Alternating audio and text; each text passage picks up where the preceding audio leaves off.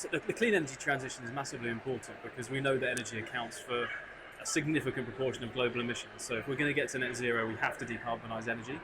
And we also happen to know that clean electricity can also then help to unlock decarbonisation of other hard-to-abate sectors like transport, like heat, like industrial processes. So if we can tackle the clean electricity part of the chain first, that should help then galvanise faster decarbonisation across other sectors too. So it's massively important that we double down on that.